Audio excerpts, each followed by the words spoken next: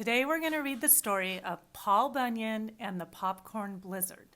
And this is an American tall tale. So I don't know if you remember what a tall tale is, but it's a story that has a lot of exaggeration, things that could never happen.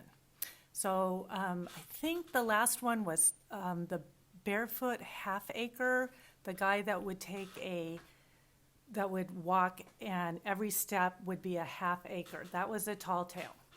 So in this story, the first word I want you to listen for is month. There are 12 months in 1 year. January is the first month of the year, and December is the last month. So when you hear the word month, I want you to put your hands on your head. Okay. America is a mighty big land, and it has some mighty big heroes. Paul Bunyan was one of the biggest and strongest of all. Some say Paul was born in Maine. When Paul was just a newborn baby, he was so big, it took 10 big trees to make his crib. It took a whole herd of cows to keep his milk bottle filled and an entire field of wheat to make the 40 bowls of porridge he ate for breakfast. Now, do you think babies really eat 40 bowls of porridge? And do you think it really took 10 big trees to make his crib? This is why we call it a tall tale. As fast as some babies grow, in 10 years, Paul grew in a single month. Good job on putting your hands on your head.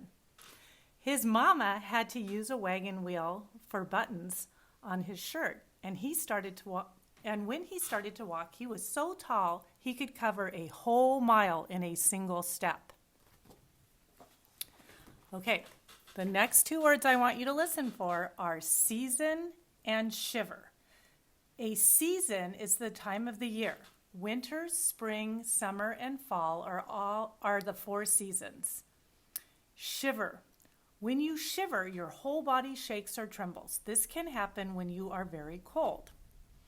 Well, Paul soon outgrew Maine and headed west. He arrived out west during the winter season. Season. That came to be known as the blue snow. That winter was so cold that people who were there shivered and turned blue just thinking about it. Right? Shivered. It was so cold, even the snow turned blue. One day, Paul was walking over huge snowdrifts, brushing the snow off treetops. He was listening to the wind howl when he heard another sound, the sound of a baby animal crying. Paul searched a snowdrift the size of a mountain and pulled out the biggest, bluest baby ox he had ever seen. He named him Babe, and from that moment on, Paul and Babe, the blue ox, were never apart. The next word I want you to listen for is mild. When the weather is mild, it is not too hot and not too cold. So people often say that the weather in San Diego is mild. In Paul's day, the West was covered with forests. Paul got an axe and started to chop down trees. With one swing of the axe, 10 trees would fall. He hired hundreds of men to help him clear the forest. They called themselves lumberjacks. Now, do you think Paul really could chop down 10 trees with one swing of an axe? This is why we call it a tall tale. It's a lot of exaggeration. Soon enough, the forests were clear. Farmers began to plant corn in the empty fields, and that spring was pleasant and mild. Mild. When summer came, the sun got hotter and hotter, and the corn stalks grew taller and taller. The kernels of corn grew bigger and bigger.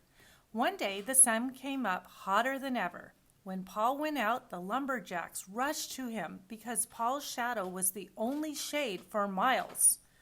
They tried to complain about the heat, but nobody could hear anyone else. Their words melted from the heat before they could reach anyone's ears. Do words really melt? No. This is why we call it a tall tale. Okay, the last word I want you to listen for is warning. A warning is a way of telling that something bad is going to happen. Then all of a sudden, the corn started popping. All across Iowa and half of Kansas, the corn kernels burst right out of their ears, loud as fireworks. Clouds of popcorn soared through the air and gently sank to earth like giant snowflakes. Cattle shivered in the fields.